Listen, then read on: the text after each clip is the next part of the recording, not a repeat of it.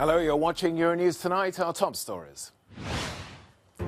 Austria becomes the first EU country to make COVID-19 vaccines mandatory as it reintroduces a national lockdown from Monday. Migrant camps on the Belarus border with Poland have now been cleared, but illegal attempts to enter the bloc continue. Brussels says its relationship with the UK is intrinsically tied but deeply divided as more talks take place over the disputed Northern Ireland Protocol. Also in Talking Culture, 19, 21, 25 and now 30.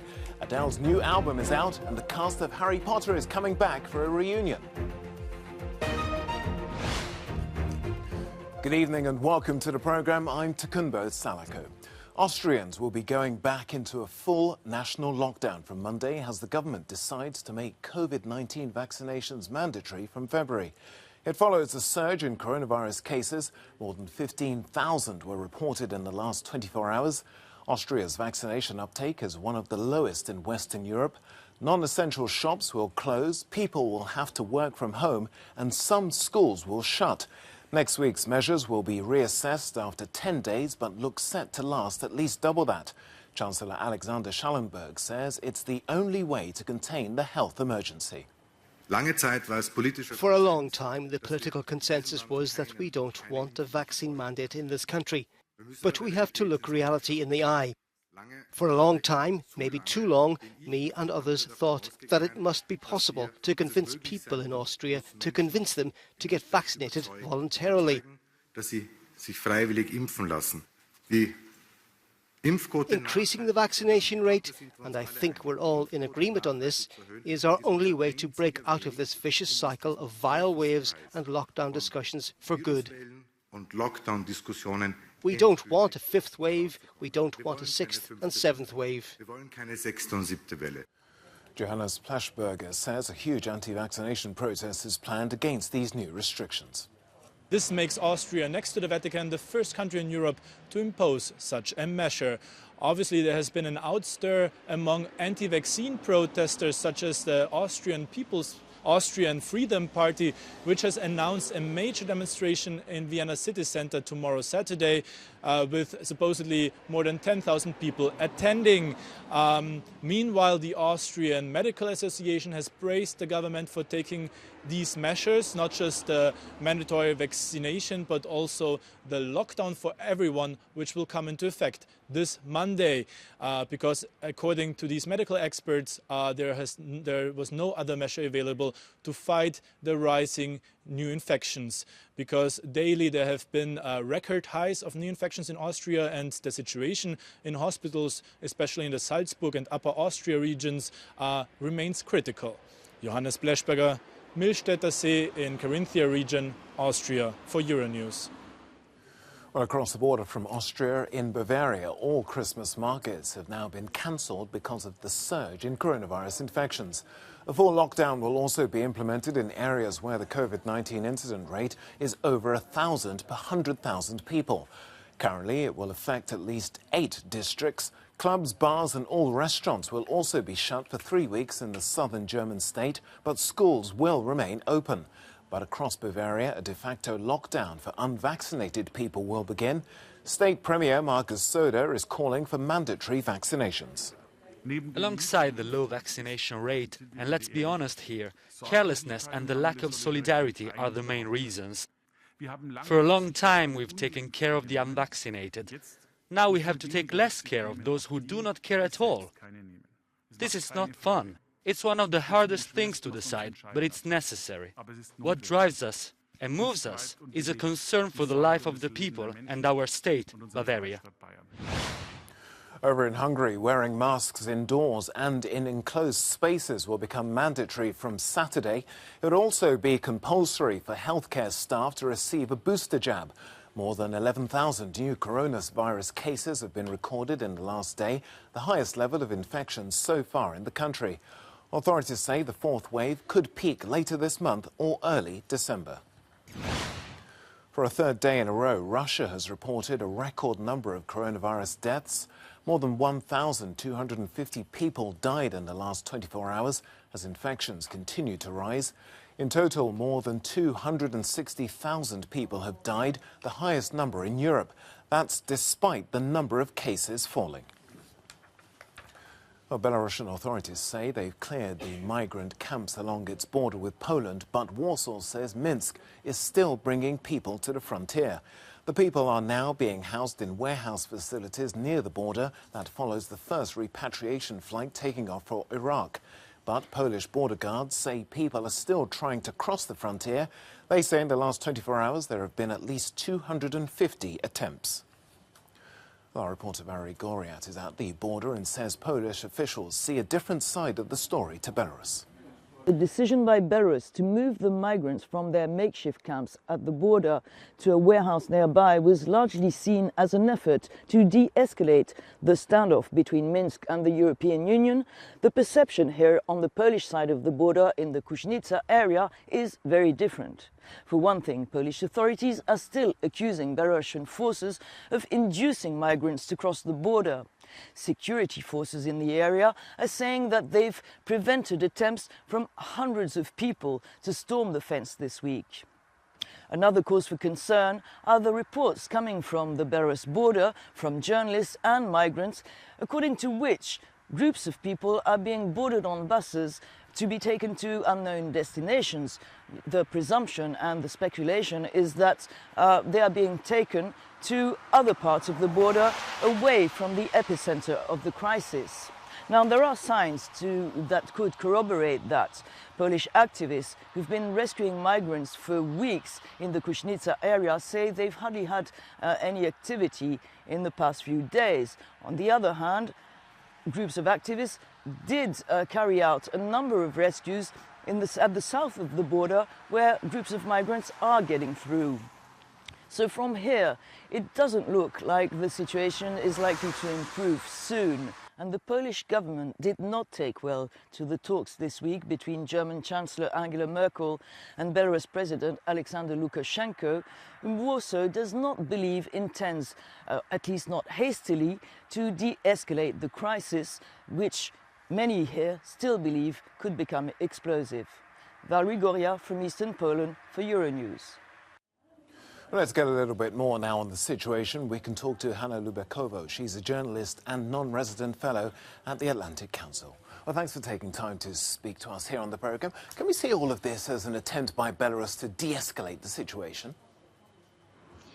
Well, at least that's something that Lukashenko is trying to show. Angela Merkel has called him twice since the beginning of the week, and the first flight to Iraq already took place yesterday. 400 migrants were evacuated, but it does not mean that all of the migrants are going back to their countries. Thousands of people are in Belarus, and it's good question, it's a big question of what is going to happen with them, because they rough sleep on the streets, they don't have where to go.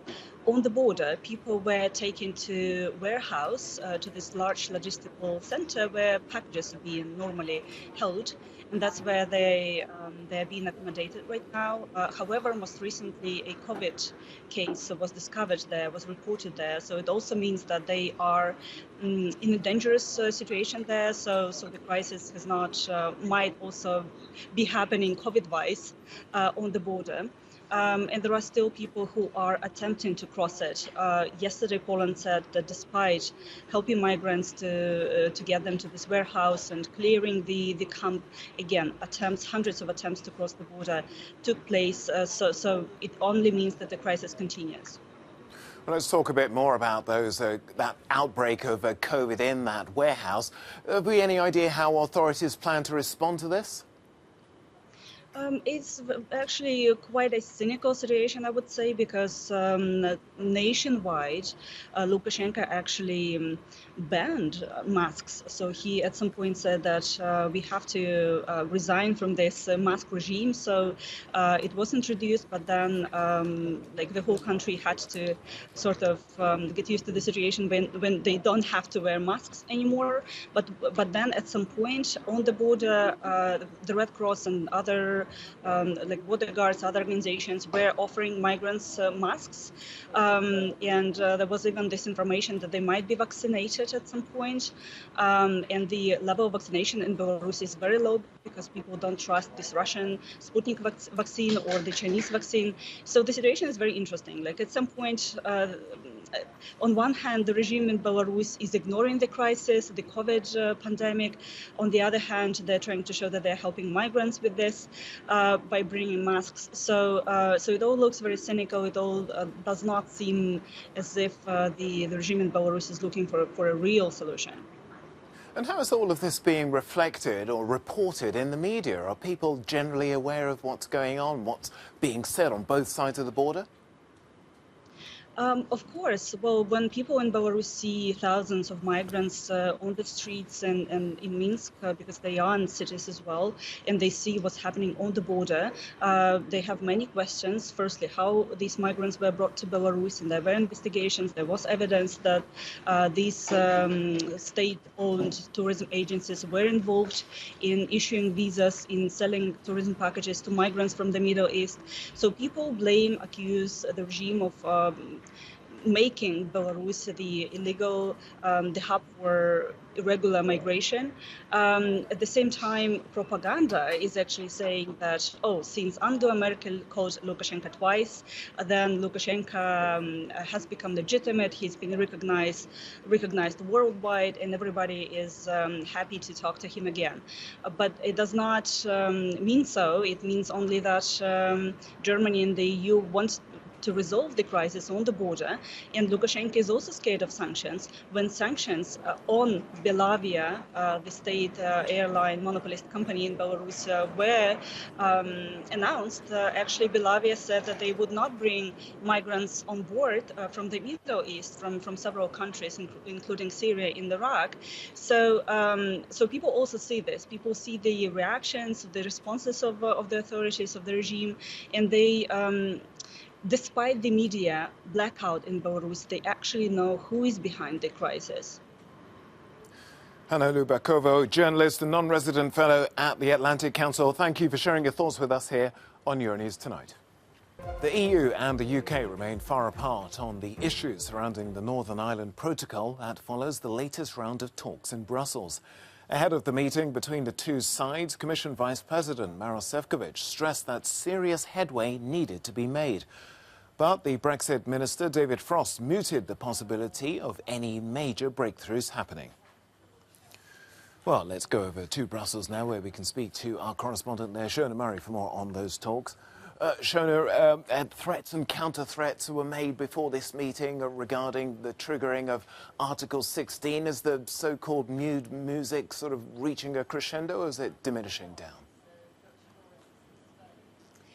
I think that the tone is much more lighter. I think there's a much more of a conciliatory approach, relatively speaking, Toast, compared to what you said there earlier. The last few weeks and months we've been talking about the nuclear option, the UK triggering Article 16, suspending or ending all checks on goods coming from Great Britain to Northern Ireland, the implications of that being a massive trade war.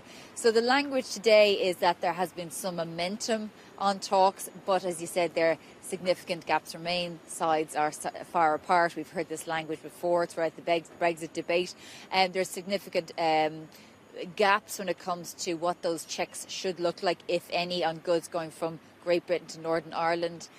Discussions around medicines and some of the essentially implications of the protocol itself. Those issues really need to be worked out, and of course, as we know, for the UK, the removal of the European Court of Justice as an arbiter of the Northern Ireland Protocol, something that the EU says it won't countenance. Shona, we're a bit like detectives poring over clues now, because, Maroš Šefčovič said before the talks that neither side could live without the other. So is that a sign that, the EU could be willing to compromise? Well, the EU's position is that it already has compromised. It set out a list of far-reaching proposals on the 13th of October that were designed to deal with the practical implications of the protocol. So from its position, it already has compromised, and that the UK what it needs to do is reciprocate on those compromises. So Brussels' position is it's gone far enough. In fact, when you talk to member states and diplomats, when they decided to make these sort of derogations for the UK, some countries were saying they're gone too far. So Brussels' position is very much that the UK needs now to reciprocate. Shona Murray there on those talks which are still ongoing, set to continue next week. They're reporting for us in Brussels. Thank you. Now, it's been a 6-year wait for her fans, but it's finally over as Adele returns with her new album 30, which is released today. If the reaction to last month's single, Easy on Me, which went to #1 in 25 countries, is anything to go by, then this collection won't see her fall off her mantle as the Queen of Heartbreak. So, is it a winning formula? Well, let's bring in Andrea Belitho to find out. Andrea, have you heard it, Adele's new album? What's it like? Is it more of the same for her fans, or has she veered into new territory here? I have heard it, and it is very recognisably Adele. It's very, very personal. It's about her breakup, the breakdown of her relationship with the father of her child. It's about her divorce. It's about coming to terms with being a single mum to her young son. It's perhaps not quite as black and white as some of her earlier work, like Hello and Someone Like You. It's a bit sort of messier and more uncertain and questioning, but she sticks with the winning formula. It's very recognisably Adele with that voice. OK, well, that'll be no doubt a sucker to many of her fans, but perhaps some of them have been disappointed over her comments over her recent weight loss. It's been quite dramatic. What has she had to say? Well, she was on the Oprah Winfrey show last week, and she was speaking, very, very, very personally, very openly and candidly about her weight loss, as you mentioned. She said that, yes, some people have kind of felt that her weight loss has made them feel bad about their own weight. She says, well, I was body positive then, and I'm body positive now, and it's not really my job to try and validate people's feelings about themselves, although she doesn't want to make anyone feel horrible about themselves. She spoke about her mental health, anxiety, and of course about the album and her relationships. No, she's not the only one talking about her album. I know Ed Sheeran's had words to say about it. Lots of competition, of course, in the run-up to Christmas. James Blunt as well. Many people will know him. Some might want to forget him. What's he had to say? Well, he has, rather funnily, actually put a tweet out saying that his greatest hits album, The Stars Beneath My Feet, is out today. And he said, if my album goes to #1, basically, if you buy enough copies and get me to #1, then I promise, I promise I will never record or even sing another song again. So let's see what his fans make of that. Well, that's worth perhaps spending €15, some might say. Well, let's move on now and talk about Harry Potter, because we know the cast are coming back together, but not everyone involved is going to be there for this reunion. Why not? No, well, the most obvious absentee is J.K. Rowling herself. She's not going to be part of this 20th anniversary special that's going to be on HBO at the beginning of next year.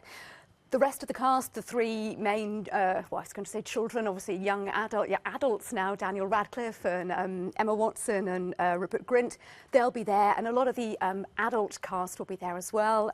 Helena Bonham Carter, for example, Robbie Coltrane. We should end up seeing some of J.K. Rowling in archive footage. I mean, obviously you can't sort of talk about a subject, 20 years of the Harry Potter films without something from the creator, but perhaps she has fallen foul with quite a few of them over her comments over transgender people. Is that right? Yes, absolutely. She's made some controversial comments about gender and trans issues.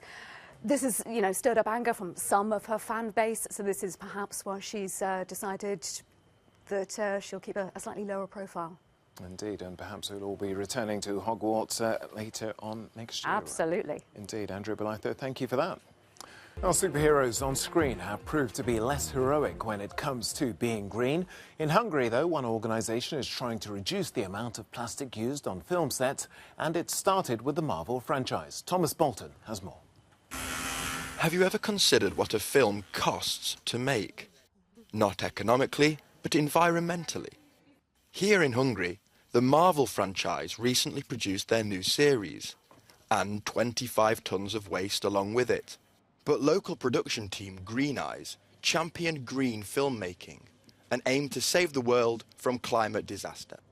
The films generate much more food waste because of the COVID, as everything has to be packed and ordered a week in advance. Unfortunately, they use 10 boxes per person every day.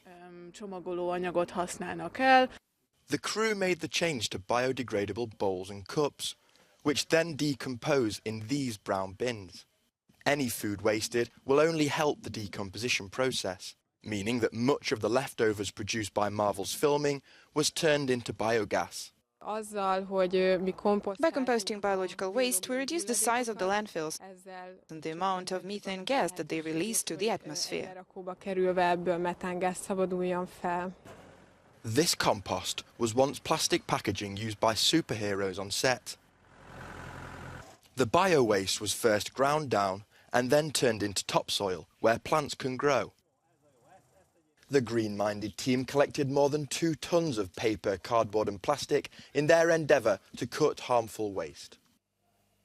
The European Union hopes to meet its environmental targets by asking member states to encourage their citizens to compost at home. Well, that's it from me and the team on Euronews tonight. We leave you with this no comment from Marseille in France and the grand final of the PWA Windsurf World Cup. Thanks for watching Euronews Tonight.